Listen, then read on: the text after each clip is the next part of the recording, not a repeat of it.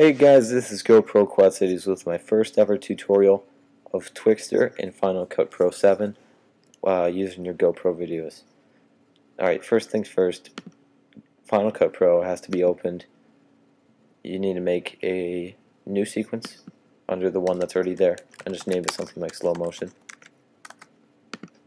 After that, you need to import your media, and I have my movie right here. It has to be a .mov file, so you need to convert all of your MP4 files to .mov before you start editing. While in the first sequence, go ahead and drag your video, yes, this one, right down here into the timeline. Disable the audio because Twixtor doesn't work with audio. It's only video based, and I don't know what it will sound like. So I just leave it disabled. Find the part of your video where you want the clip to start, and I have mine picked out right around here. So using your blade tool, just press the B button and click right on the part of the video that you want to splice, and get rid of whatever extra you don't want.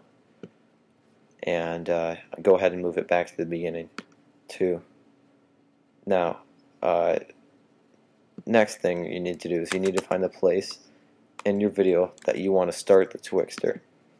So right about there, as my friend James is making a jump, I'm going to want to start the Twixtor. And then you need to find the place in the video where you want it to end. And instead of dragging this playhead, you can use this too. It goes frame by frame, and it's really nice. So right about there is where I want it to stop. So I'm going to click again, and I'm going to splice the video. And just for the sake of being concise, I'm going to leave out the extra. Now, after you do that, you're going to have I'm going to have a short clip up here, the part where he's in the air, and then the part where he lands. Move the part that you don't want to, just the resulting part, down here to where you think the Twixtor will end. And once that's done, you need to take this little bit right here. This is the part where he's in the air, and that's the part I want to Twixtor. So I'm going to take this, drag it right up here, and it's going to pop up either under this one or on top of it. It popped up on top of it at 0026 duration. And what's the next step? The next step is to go into your slow motion sequence. Take that same video that you just dragged up here and drag it into the timeline.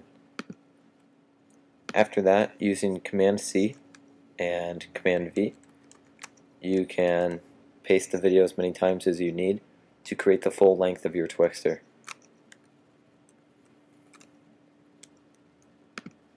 Once that's done, go back in your first sequence, delete this clip because we don't need it. We already have the algorithm already set up, so there's no need for that clip anymore.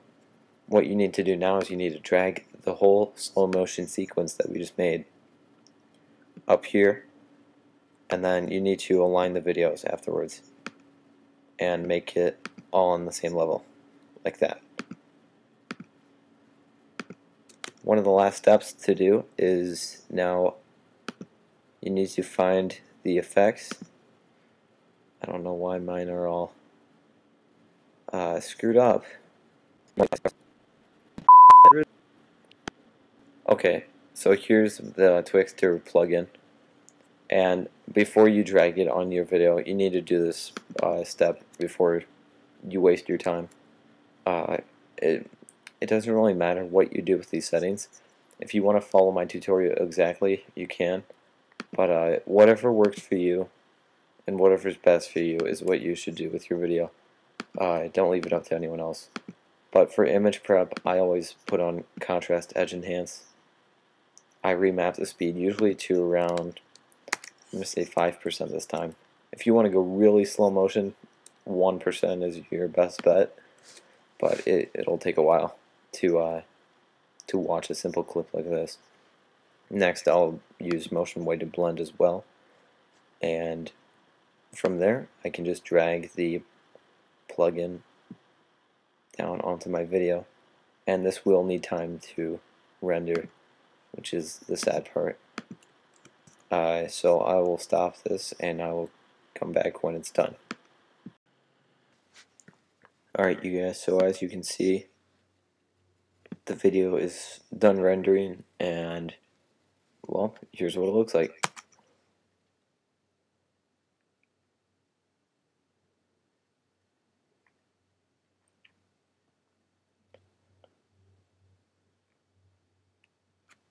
So I'd say that was successful. The only thing I didn't really like was the jitteriness in between frames, which occurs intermittently, and that might be part of the reason.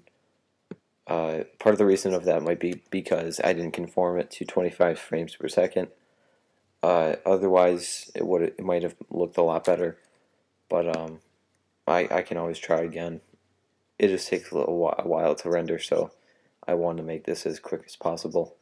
But I will be having another tutorial pretty soon showing ways to make this as smooth as possible and not have that kind of jittery movement in between frames and have it flow really weird. So that's it. Thanks for watching, and stay tuned for my next tutorial if you want more tips on Twixtor and Final Cut Pro 7. Thanks.